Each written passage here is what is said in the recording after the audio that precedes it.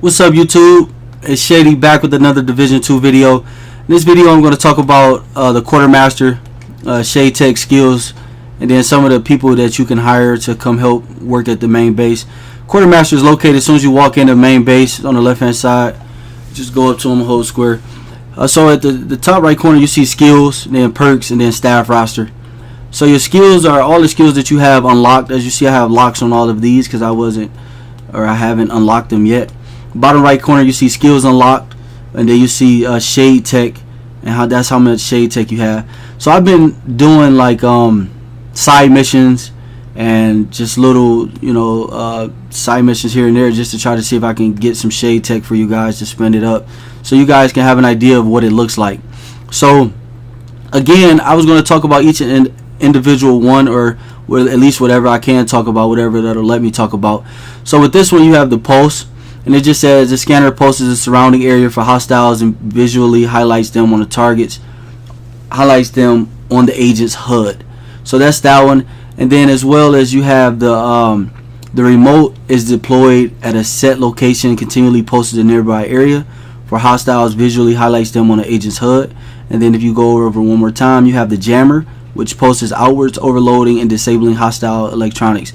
So if I had to just give a basic explanation of when I would use these, so the scanner posts the surrounding area for hostiles, visually highlights them on the agents. So if you know you're going into a short mission or something like that, where you just want to see how many enemies is in the area, just the regular scanner, it'll work perfectly fine.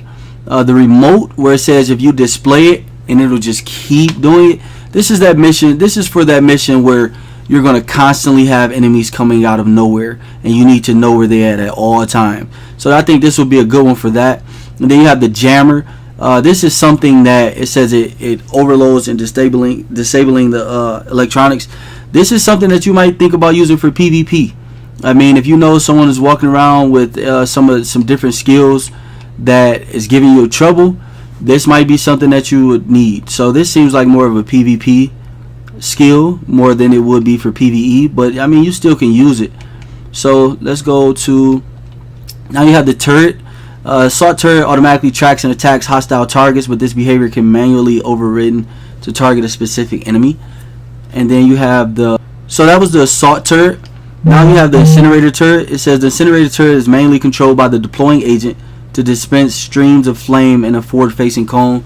So it's just a flamethrower. Just a flamethrower. You sit somewhere and it sets them on fire. Then you have the sniper turret. It says the sniper turret fires high caliber rounds at manually selected targets. So this one right here, the assault turret, it said it can automatically track them, or you can set it to fire on a specific target. And then this one right here, it just you have to set it up. So you have to set the target for this one. So again, if I was to use this pretty much is just self-explanatory. Assault turret, I mean, it's always going to come in handy. I like the turrets for PvE aspect, because a lot of times you're going in missions, you have a lot of enemies rushing you, and when they start rushing you, you're trying to run from them, and these guys have accuracy 1000. So as soon as you come from behind cover, the guys that's not rushing you, they're going to light you up. Pretty much you're going to be dead. So this turret, what it does is it just acts as a repellent to keep those enemies away from running and rushing you. That way you have time to try to kill as many of them as possible before you have to move out of cover. So this flame turret, again, it's the same thing. Turrets will be specifically used for defense and PvE. Now PvP might be a little different, but definitely PvE, I would recommend using these for defense. So if we go to the hive, now we have the hive, which it says Restore Hive sends out micro repair drones that expand themselves to repair allies' armor. And then you have the Stinger. Hive sends out micro drones that attack and distract nearby enemy targets, as you see in the little video on the left. And then you have the Reviver. Hive deploys small drones that revive nearby down allies. And you have the Booster, which Hive delivers a stimulant to nearby allies that increase their combat efficiency. So these are some of the things that they all do different things. You can have one for heals, or you can have one for offense, pretty much to attack. So this Stinger seems like It'll be a pretty good one, especially with the you know when you first go up to a mission. A lot of times the enemies are standing in a circle, so if you could drop this in between them and it attacks multiple enemies at a time, that'll be awesome. That's something that'll be good to start off a fight with, definitely. So then you have the restore, which it repairs the allies' armor. So if you run missions with a lot of friends, this might be something that might come in handy. And then you have the reviver. Again, if you going against that tough mission on legendary, a lot of times it's gonna be hard not to go down. So this might come in handy for like those legendary missions. And then you have the booster with it, which is a stimulate or delivers a stimulant to nearby allies that increase their combat efficiency. So these seem pretty good. And then you have the chem launcher, which is fairly new to Division. It says this is the reinforcer. It's a canister that disperses a cloud of gas that repairs and reinforces the agent's ally's armor. So this is one of the things where you can heal somebody's armor. It repairs it and it reinforces it. So it might give them a boost, like an overshield, if you will. Then you have the fire starter. A canister creates a cloud of explosive gas that can be ignited through explosives, weapon fire, etc. So you just, again, this just seems like that beehive one where you set it in the middle of enemies and then you shoot it, or whatever the case might be, throw a grenade, and then you might be able to kill multiple enemies with just this cloud of gas. And then you have the riot foam. A gas canister fires a payload of sticky foam that immobilizes targets. So it seems like a lot of times these type of things seems like you would use these in a group of enemies. And the oxidizer canister releases a cloud of corrosive gas that damages enemy armor, skill, proxies, and causes damage over time. So again, this is something that you would use if you have like a pesky sniper or something like that. You probably shoot it up there just to get them from ducking down behind cover so you can try to kill them as fast as you can. So we go over to the Firefly, and this is called the blinder, and it blinds enemies that it passes over, causing them to be unable to function at full combat effectiveness. And then you have the burster. Firefly attaches explosive charges to targets that detonate if two are close proximity. So once they get in close this would be nice. Once they get close enough to each other, it'll kill all of them.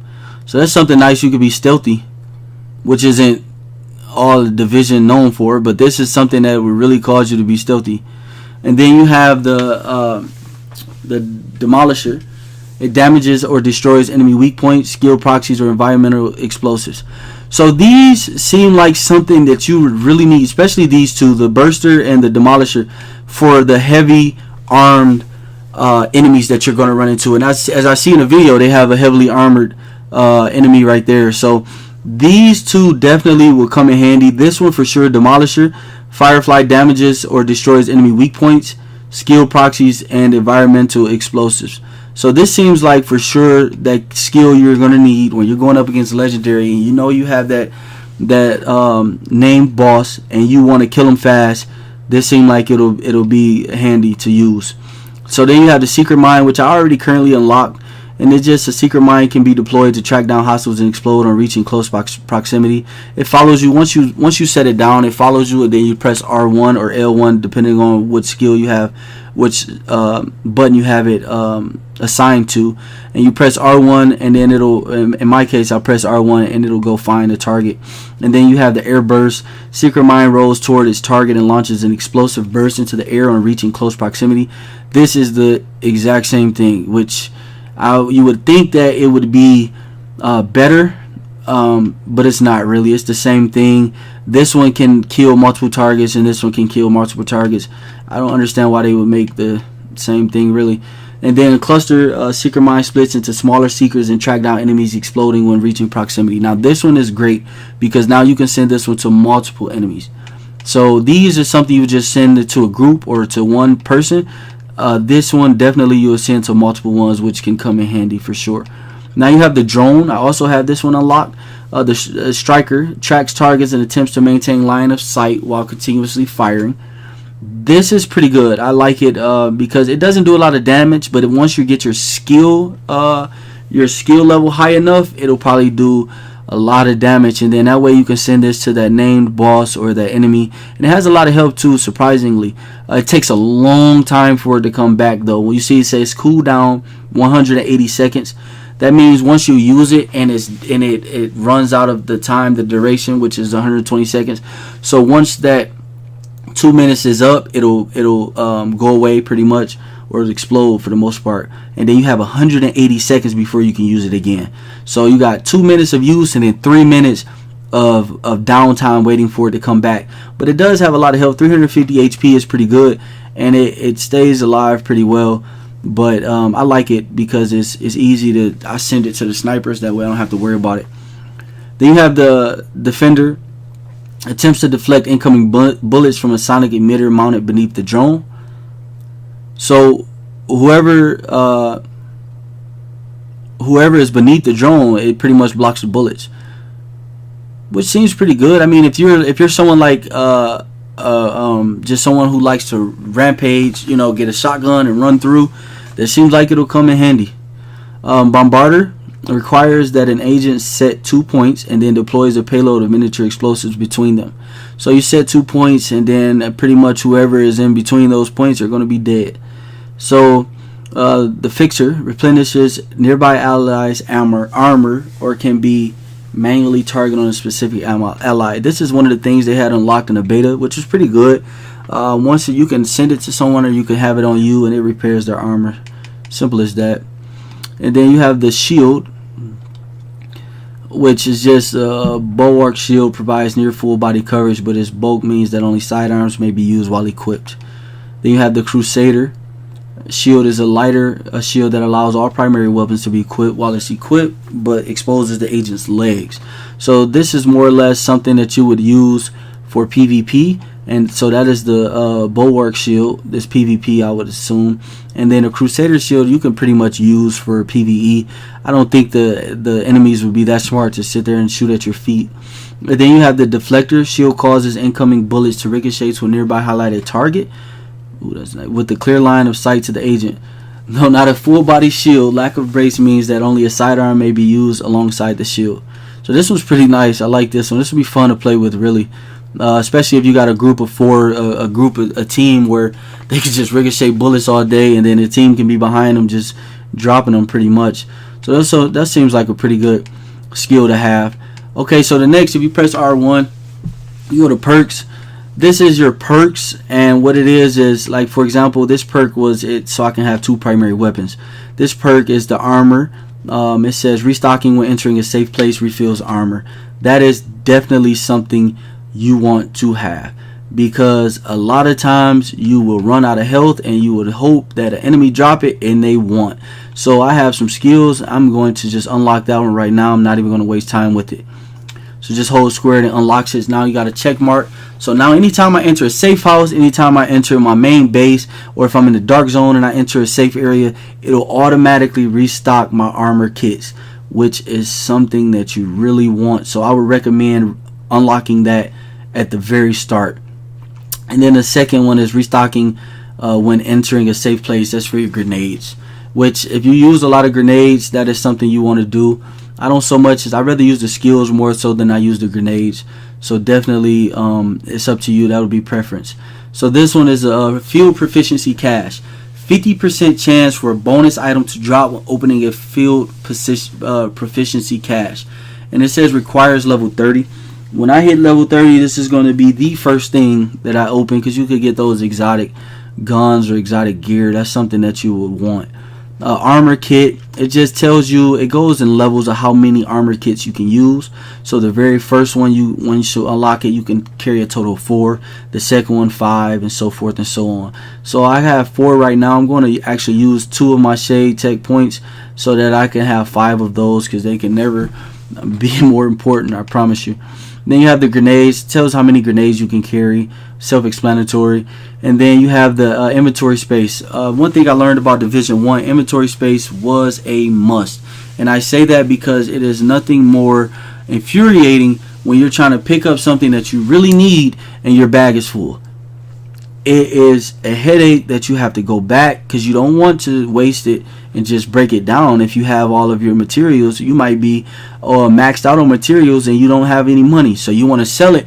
Now you got to go back to your base to sell it, or you have to go to a place to sell it and then try to get back to get that item. It is a headache. So that is not something I want to deal with.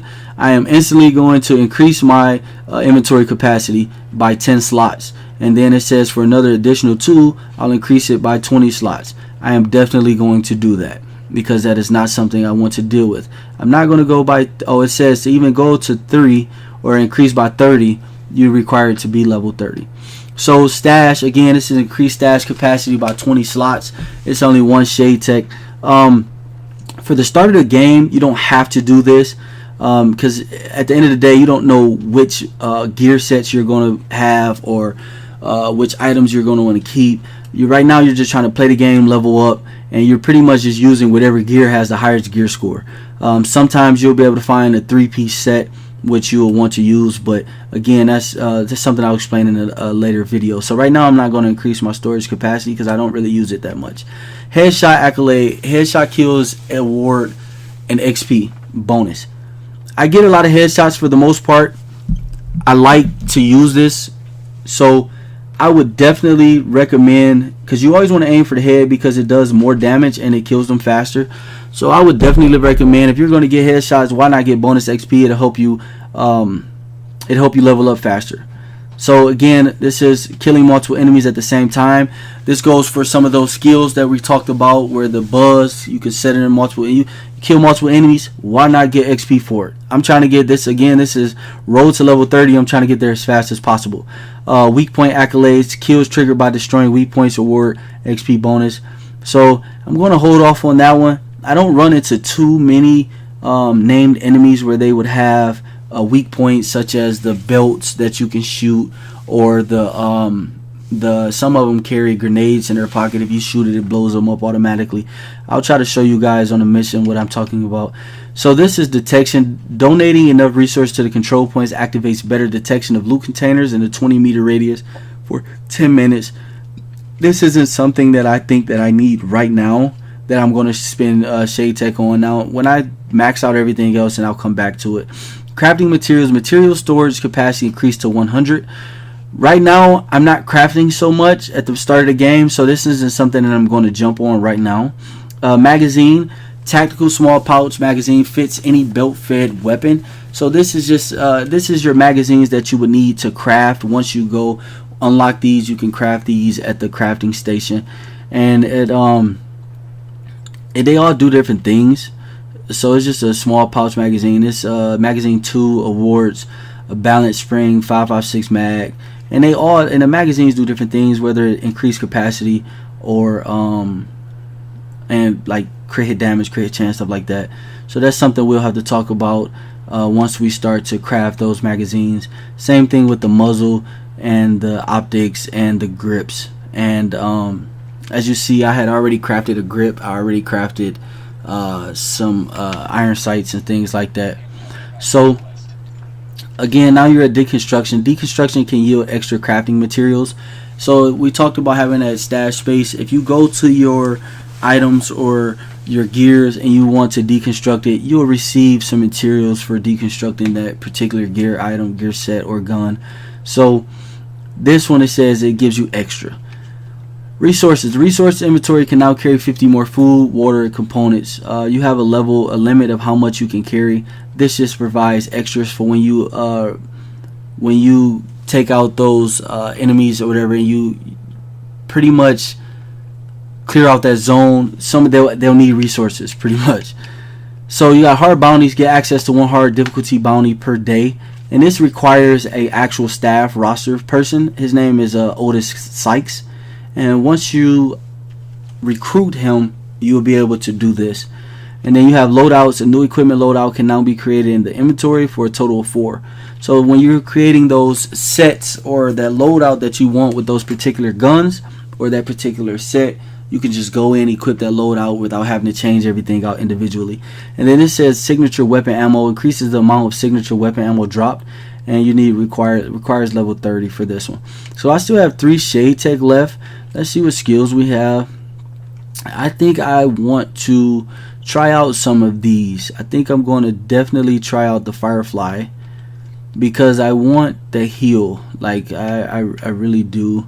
Actually, this isn't the one. I'm sorry. It's the actual drone. I have the drone already, but I think I want to unlock this one, which requires 5 Shade Tech to unlock. So let's do. They all require. So once you unlock the first one, they require 5 Shade Tech additional to unlock the other ones. So let's see. I think I'm going to actually. I tell you what. Let's save it. I think I want to save it. I don't think it's any point for me to. I don't think it's any point for me to try to unlock it, or to try to use it all if I don't have to. Let's try to get 2 more, and then that way I can unlock something for the drone or secret mine. So over to the right again, you have staff roster. This is your roster that you can recruit. This is that guy Otis Sykes that you need to get that that other perk unlocked. And once you recruit them, they'll give you some type of background information for like Coop Dennis or Anaya. And it gives their I'll hold it here and you can pause the video if you want to read it. I guess he was a gunsmith, so he's the guy that's pretty much helping. This is my quartermaster. And then you have, once you see is Grace Larson, missing records, everything's missing until you actually recruit them. You recruit them as you go through missions, as you progress through the game, you'll start to recruit them. So there you have it. You got the skills, you got the perks, you got the staff roster. Told you some of the things that I think that you should unlock, as well as I'm going to use pretty much daily when I play missions and everything like that. I appreciate you guys coming out to watch the video. Again, if you have any questions, just leave them in the comments. I'll try to answer them as best as I can. Don't forget to like the video, and if you are not, please subscribe. I appreciate everybody showing support, any and everybody that is showing support. I really appreciate it. Again, I will see you guys on the next video.